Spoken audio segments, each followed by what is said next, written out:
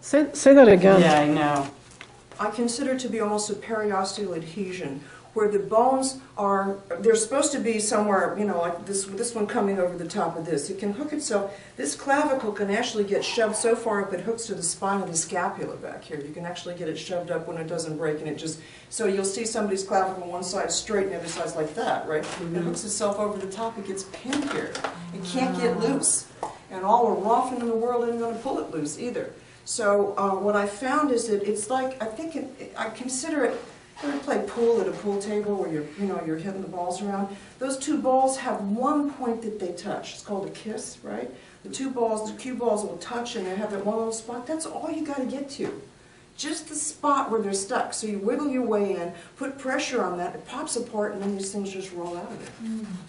So that's kind of how I'm looking at it, right?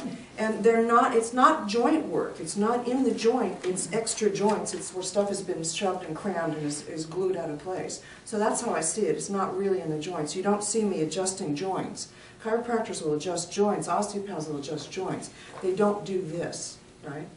The fascia, it's that real deep level of fascia. There's no flesh in between there to speak of. There's not a lot of fascia. The bones are so close that you'd think they were practically touching, but there's that little bit of connective tissue that surrounds them, that's the coating, that seems to get stuck. And something gets rolled to the far extreme, and if it doesn't break, it stays there.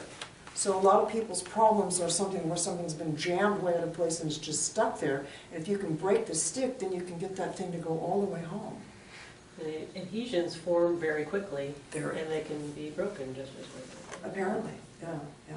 So, so this is a tissue, the bone rolling is tissue-based, whereas the bone change is tissue within the bone. It's a slightly different look. So you're seeing both of them. You're seeing this kind of stuff where I'm doing all this peripheral stuff and changing the relationship between the bones very quickly. That's tissue-based stuff.